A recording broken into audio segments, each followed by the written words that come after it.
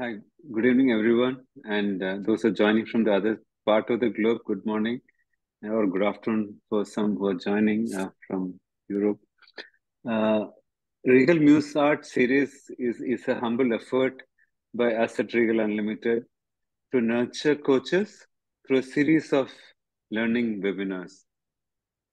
So we usually do at least once in a month, sometimes twice a month. So this month we are doing it twice. And the objective of this series is to help coaches reflect on their practice, go beyond what they have learned as part of their certification journey. And for aspiring coaches, this could be a beautiful start. Inner game is one of the foundations of modern day coaching. Timothy Gallwey is veritable the pioneer of modern day coaching. So today we have a very special guest in Jeff, who is part of Intergame, work closely with the Intergame Institute. He's also a sales professional. Jeff, I spent 2 decades all in sales, marketing, and business P&L responsibilities. So sales is very close to my heart too, and to like many of us here. So, you'll find some participants as panelists. These are our alumni, because this is primarily an event for our alumni coaches. But when we have very special guests like Jeff here today, we open it to a larger audience. The way this is structured, Jeff is going to make his introductory remarks, some sharing, some stories, and also I'm very keen to hear his personal stories. Around 40 minutes, then we are going to throw open space for question and answers. So first 30 to 40 minutes, be patient. If you have any questions, you can put in the chat box and we'll try to cover them. And if we are lucky, we have a very special surprise at the end of the session. Only if you're lucky. So no promises made. Yeah. Jeff, I don't know him much. His profile we have already shared as part of the registration process. He's a sales expert, conducts sales training programs based on inner game. Yeah. So I would request you to start sharing some of your journey. Jeff had shared something with me, but I want you all to hear from him. His journey, his travel to India, and some of the things that he has discovered here. His interest in some Indian stuff, and I request you to spend few minutes initially on what India means to you, your travel, and your journey to your inner game and beyond. Yeah. Over to you, Jeff. Thank you very much for accepting our invite, and we look forward to a great learning evening. Thank you. Over to you. Okay. Thank you, Dhanyabad. So a little bit about my Indian journey. I've actually been to India a few times to study with my meditation teacher. And so I've been practicing meditation. It's going to be my 50-year anniversary in March, 2 hours a day. And so this has been my inner journey, and actually Intergame, as I start talking to you about it, you'll see a lot of parallels between the inner journey that we do in meditation in relation to the inner journey we're doing as far as achieving outcomes. You could say in Intergame, as opposed to in meditation, where you have the mantra to bring inner peace, in Intergame, you're basically creating a mantra in the project to be able to achieve peak performance. So that's a little bit about me. You just can't do a day without my meditation practice. And it's taken me to all different kinds of inner worlds that I'd be glad to talk to anybody about after the session. So I'll turn on my slide share here. And okay, so Timothy Gallwey, back in the 1970s, came out with a book called The Intergame of Tennis. And it became a bestseller, not just for people playing tennis, but really anybody who wanted to improve the performance they were doing. Tim Gallwey basically introduced the world to the concept that mindset can create peak performance. What is the role of one's mindset in achieving peak performance? And once this book came out, the performance coaching field just blossomed because everybody now had a formula for helping people do the things they want to do better and having better outcomes and achieving peak performance that prior to Tim Gallwey's work, coaches really didn't have that technology. And as a result, many other Intergame books came out applying the same principles from the Intergame of tennis to other disciplines: inner skiing, inner golf, inner stress, inner music, Intergame of work, and many others. So a little bit about my story with Tim Gallwey and Intergame. Back in the 1970s, I was an aspiring tennis pro, and I read Tim Gallwey's book and The Intergame of Tennis. It just helped me in so many ways, as far as just not only playing better tennis, but also personally. And I just had to meet Tim and get to know him. And I met him in the 70s. We became friends. Now, I didn't make it in the pros, so I had to get a real job. And I went into sales. Over the course of time, I became vice president of the company. And I got in touch with Tim and said, hey, why don't we try applying Intergame to sales performance? And we could use my company as a laboratory. So that's when Tim said, okay, great idea. Here's how you would apply Intergame. And Tim and I spent well over 100 hours talking about all about Intergame, how it works, how you would apply it to other things. I would apply it to the sales force and then reconvened with Tim, seeing what worked, what didn't work. At the end, we increased sales for the company 10 times using Intergame principles. I was just so excited that I left the company and wrote my book, Selling to the Point, this book here. Tim wrote the foreword. And I've been training sales forces with Tim Gallwey throughout the world ever since. And it's just really been a joy for me to be able to work with him and, share so much of the process. So like I said, Intergame is really about how to actually achieve peak performance. Now let's use a definition that we could all agree upon. Let's say that peak performance is the experience of performing beyond our expectations. Now then, if that's the case, by definition, you can't expect to perform beyond your expectations. It's impossible. So what we're saying here is that trying to achieve peak performance is the very thing that's going to interfere. And this is counterintuitive. This is why achieving peak performance is so elusive for people, because if you try, it's going to slip through your fingers. Trying interferes. And when you think about it, it makes sense from a performance standpoint. If you're trying to sleep, are you sleeping? In fact, it's trying to get to sleep that's the very thing keeping you up. It's interfering with your sleep that you're trying. If I'm trying to like you, do I like you?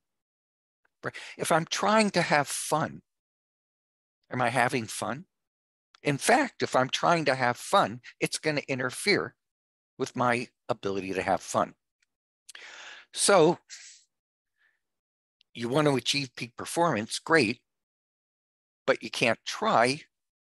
So what do? Well, that's where Intergame comes in. So I'll give you 3 simple principles. The first principle is that you can't win the outer game without winning the inner game. So there's an outer game and there's an inner game. So if I'm talking about tennis, let's say I play tennis against Roger Federer, who's #1 player in the world, and he beats me 6-1, 6-0. So I lost the outer game. Roger Federer got a better score than me. But I got a game off of one of the world's best players. I played beyond my expectations. I feel like a winner, and I achieved my full potential. I won the inner game, even though I lost the outer game. So the outer game would be like the completion of a task or what the score is. And the inner game is about your potential for achieving that task or your potential for getting the best score. So that's principle #1. Principle #2, you have to trust that if you win the inner game, the outer game is going to take care of itself. So what I mean by that is that if I play tennis up to my full potential, if I achieve my full potential as a tennis player, every time I play tennis, the score is going to take care of itself. I don't have to think about what the score is going to be if I'm always playing my best. Conversely, here's principle #3. If you focus on the outer game, getting a really good score, it's going to interfere with achieving the inner game, which was getting up to my full potential. So we have a formula. This is very famous, most famous inner game formula taught probably in every performance coaching school in the country when they're, in the world, when they're introducing performance coaching to prospective students. P equals P minus I. That stands for performance equals potential minus interference. And you can see from what I'm saying how this formula works. Like the person's performance equals their potential for achieving that performance minus whatever interference. And typically the interference comes from within in terms of self-doubt, in terms of self-limiting beliefs, in terms of over-trying. As I mentioned, trying to achieve peak performance is going to interfere with our potential. The other thing is that our potential is inner. It's within us. So when we remove the interference, the potential just emerges. We don't have to try to achieve the full potential.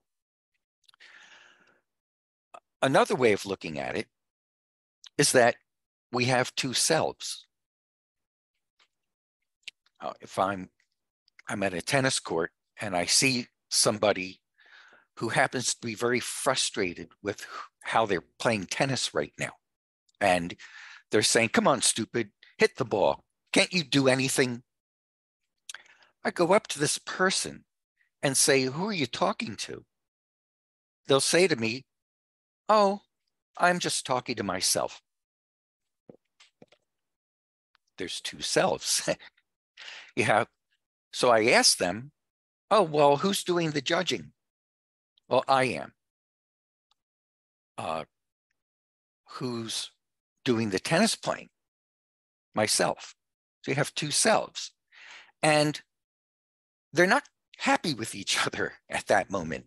Self 1 is very frustrated at how self 2 is performing. But on the other hand, if self 1 starts calling self 2 stupid, that's very untrue, because all the neuromuscular movements involved, like a supercomputer having to tell the body exactly what to do with balance and center of gravity and everything else involved in hitting a tennis ball over the net and into the court. You know, a genius physiologist wouldn't be able to describe all of them, especially in the span of time when the ball crosses the net. So self 2 is like a supercomputer, and self 1 is calling it stupid. Okay, not true at all. What you have to do is speak the language of self 2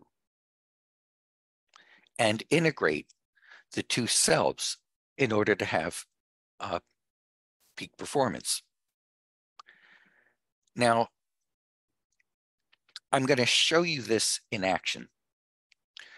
Tim was on a television show, and they gave him an assignment. He said, they assigned Tim the job of having to get Molly to play tennis. Now, Molly is middle-aged. You'll see. I'm going to actually show you the tennis lesson of Molly on the tennis court with Tim. And she's never picked up a tennis racket before, never done anything, you know, like physical exercise. You could see middle-aged, never done anything athletic. And the assignment is for Tim to have her hitting forehands, backhands, and serves consistently over the net and into the court. And he has a half hour to do all three. And if you have ever played tennis or taught tennis, you know, that could take a year. Tim has a half hour. So what's he going to do? Based on what I've been saying before, you'll probably know, you'll be able to say already, okay, Tim is going to eliminate trying. He's got to find a way to get Molly not to try to hit the ball over the net and into the court. So first thing. The other intergame principle is he's going to boost Molly's awareness. And the reason for this is because the intergame formula for peak performance is very simple. There's only 3 variables. We perform by learning, and we learn by observing. So as we become better observers, we become better learners. And as we become better learners, we become better performers. Now, you notice I said learning, not teaching. Teaching is outer, and learning is inner. You could have teaching without learning, and you could have learning without teaching. But learning from observation is inner. And so an inner game coach is essentially an observation coach. And now I'm going to show you the tennis lesson with Molly. You know what? I think I have to get out of screen share for a minute because there's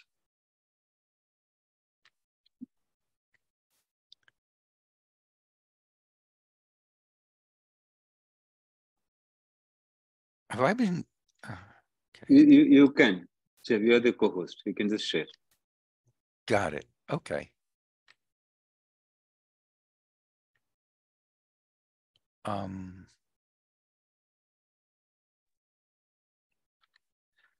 Okay, I want to do it with sound. Here it is, share sound.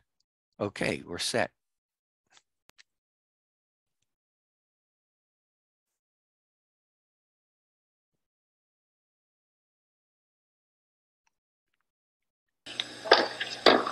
I'm going to have Tim hit some balls to me.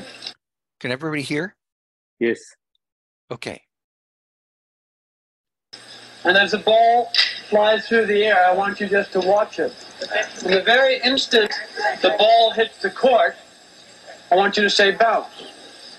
And the very instant the ball hits the racket, I want you to say hit. So you just be saying bounce, hit. All you need to do is watch the ball. Okay? Bounce. The key of all the exercises in the inner game is to focus the mind's attention somewhere where it will not interfere with the body's ability to hit the ball automatically. You stand here and Tim will throw you a couple, and you just continue doing the same thing. Should I try to hit it? Not at first. At first, just say bounce when the ball bounces and hit when you would hit it, but don't hit it. Then after you feel like hitting it, go ahead and hit it. Okay. Bounce, hit. Bounce, hit. Bounce, hit. Bounce, hit. Okay. Right? When a player is first learning the game of tennis, and when he says bounce, he's also out of the corner of his eye watching me hit the ball. So even though he's not trying to see how I hit it, the image of me hitting it is going right into his memory. You enjoying yourself? Yeah, it's really fun. You like that? Okay, here we go. I love it. The cardinal principle in any book written on tennis, about tennis, is to watch the ball. No tennis player really sees the ball enough. And the reason is they get bored. So I try to give them something to see in the ball that's interesting. So we watch the trajectory of the ball, the gracefulness of the line made by the balls that fly through the air.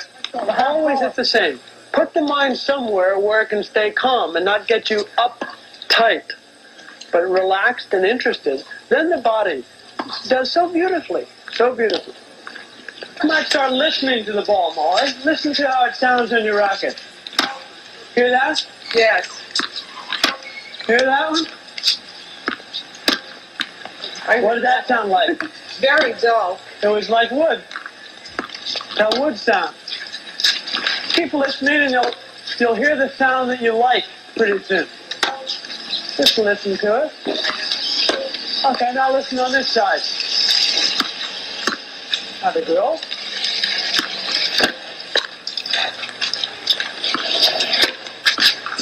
Okay. Now be aware that racket is part of your arm. That's it. Just feel it.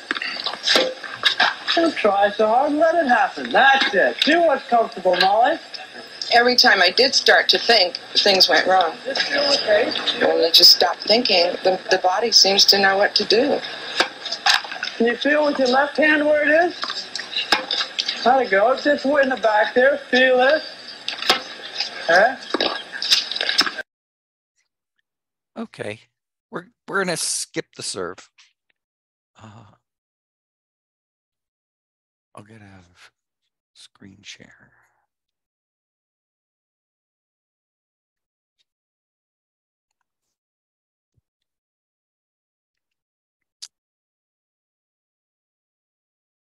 Okay, can everybody see my slide? It says classic teaching model.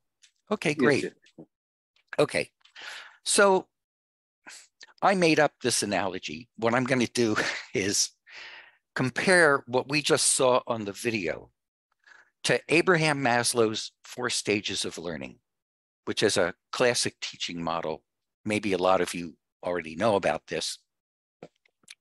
In case you don't, I'll just go over the 4 steps very briefly.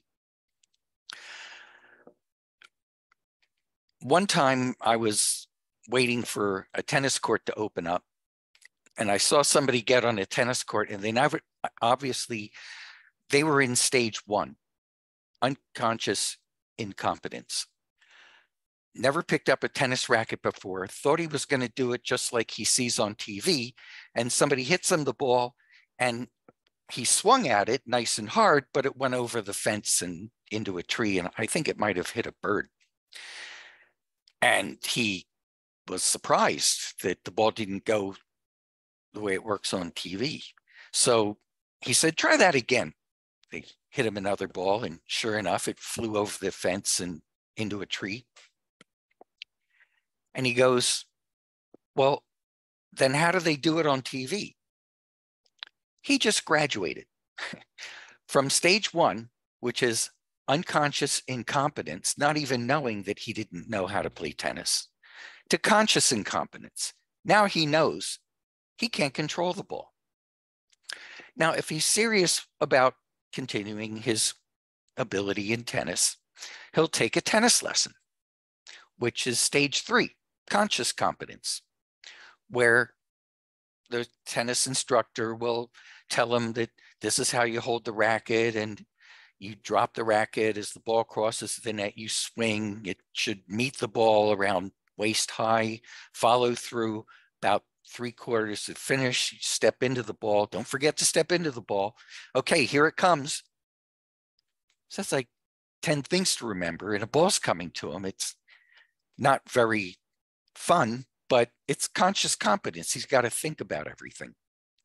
But eventually, if he keeps practicing over and over again in repetition for a long time, he will get to the holy grail of learning, which is unconscious competence, where now he can hit a tennis ball without ever thinking about what he's doing. Now, Tim Gallwey came along. He looked at this model and he said, this is wrong. Okay. We have 2 variables here. The first one is unconscious conscious, and the other variable is incompetent competent. And in this teaching model, the outcome, the focus is on competence. Well, competence is outer. Okay, it has to do with the score. It has to do, is the ball going over the net? Is it going into the court? And Tim's great discovery is that you need to change the variable from competence, which is outer, to conscious, which is inner. In other words, the learner's mindset is much more important than the performance itself. And we saw that with Molly, where Tim's main job was to keep her unconscious, or she didn't know how to play tennis in the beginning. And she still wouldn't be able to describe at the end, when she was in unconscious competence, she was playing very well, but you couldn't really describe to you all the different things that she was doing right. She doesn't need to, because it's happening. It's the actual performance itself. So when you change the operating word from outer to inner, from competence to conscious, you bypass steps 2 and 3 and go directly from unconscious incompetence to unconscious competence. And what would normally have taken maybe a year to teach Molly tennis ended up taking a half an hour, because he focused on learning itself and didn't give a single instruction. So during that tennis lesson, you didn't hear Tim give a single instruction of what Molly should do. He just facilitated the natural learning process. Learning is inner, teaching is outer. So I'm going to leave you with something that you could take back to your offices and work with to be able to come up with some Intergame applications for yourself. Okay. It's the Intergame Redefinition tool. And basically, you could say that Intergame is a redefinition of the outcome from outer to inner. You can have an outer outcome, which is the score, which is the performance, or you can have an inner outcome, which is how much you learned, how much you evolved, how much fun you had. And so what Tim did was redefine tennis for Molly. Is he told her, instead of where the ball goes, bounce hit is about when the ball goes. We're not going to play tennis right now. We're going to bounce hit. And an inner game coach will come up with these different redefinitions or help the learner come up with these redefinitions that's going to eliminate trying and maximize observation. So let's go over this redefinition tool with a couple examples. So if we look at tennis, what's my current definition? What's my desired outcome when I'm playing tennis? Well, I want to win. Okay. Number two, where did I get that? From my coach, from my parents. Everybody likes a winner. Okay. Let's go to number three. Is that in line with my current understanding and commitment? See, this is the good one. Tim would say, okay, I have a way that you can always win. From now on, never lose again in tennis. All you have to do is make sure that whenever you play tennis, that you're playing with somebody who's worse than you. And you'll never lose again. Always win. There. Did I solve your problem? No, I wouldn't be fun. I wouldn't learn. I wouldn't get better. So the outcome is really inner. It's about learning. It's about having fun. You don't want to win all the time. So then redefine it in a way that's more in your understanding and commitment and put that into practice, which is what we saw with Molly. Now, this is one of the tools that I went through when I was applying Intergame to selling. So let's apply this to selling. What's my current definition? I'm a salesperson, okay? And I'm being paid to sell, okay? I go to the main office, and in the sales training, they teach me all the selling points of my product. And my job is to get in front of people and do pitches, do presentations, and present my selling points to them, convincing them that my product is the best and make sure to tell them why it's the best. Okay, where do I get that? Well, from my training, I read books on selling. Okay, number three, is it in line with my understanding and commitment? Let's take a look at that.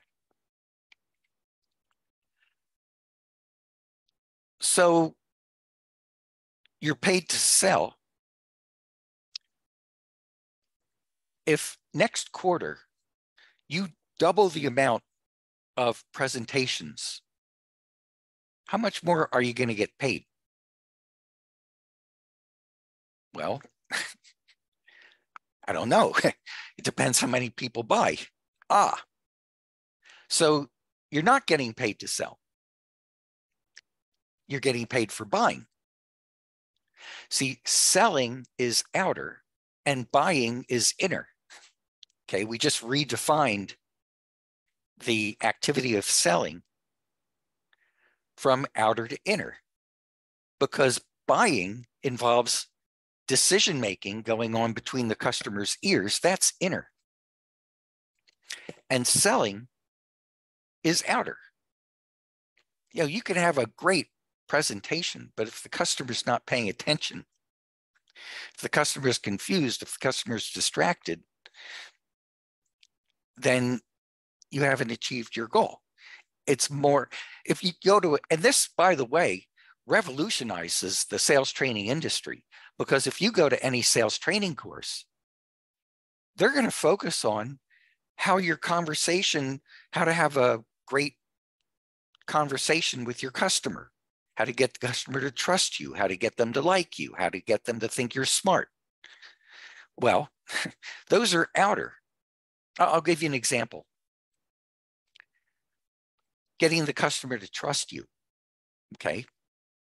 The customer's trust of the salesperson is outer. Remember when I said you can't win the outer game unless you win the inner game? Well, here's an example. Outer trust, the trust of the salesperson, can't happen without inner trust. So what's inner trust? Inner trust is the customer's self-trust in their ability to make a good decision. When you think about it, if the customer doesn't have self-trust, they won't trust themselves to decide if they can trust the salesperson. The salesperson didn't win the outer game. They don't have the customer's trust because they haven't established the inner game. So, redefine selling in a way that's more in line with my understanding and commitment. Selling is not about the salesperson's selling performance. It's about the customer's buying performance. And I put that into practice by being the customer's decision coach. So this is the Intergame Redefinition tool, and it can work with any activity. And you could use this for on video, or I could send it to you. But this is one of the ways that I was able to take Intergame and apply it to the activity that I was most interested in, which was sales performance. So, well, thank you very much. This is my information here, Jeffrey Lipsius, that's my name, and you have jeffrey.lipsius@gmail.com, so you could email me or connect with me on LinkedIn. And then we have much more information about the Intergame at our website, which is www.theintergame.com. So Subhash mentioned that we have a surprise for you. I'm going to see if we could get Tim Gallwey on the phone. Okay. He's there. I'm trying to invite him to panelist. Oh, he's there now? See him. Yes. Okay. Great. Any questions I will get to after Tim speaks? Yes.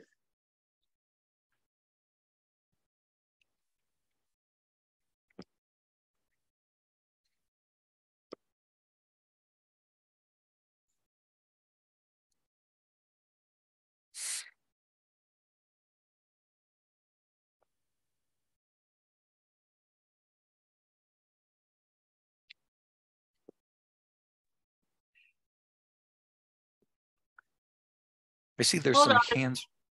Okay. There you go. Wow. Hello. Hello. Hello, Tim. Namaste from India. It's a long way. My technology.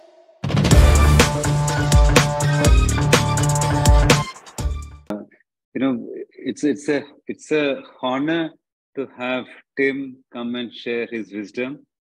Tim, we belong to a culture where we worship gurus. We worship gurus in our culture. So you are no less than a guru for us. And it's a real honor that you took time. I know it's just 9 a.m. I can see the clock behind you. Thank you very much. And big thanks, Jeff. This is only a beginning, Jeff. We'll come back, we'll connect, we'll explore Intergame deeper and go beyond. Thank you very much. Thank you very much. Dhanyavad. Thank you. Thank you, everyone. Thank you, everyone.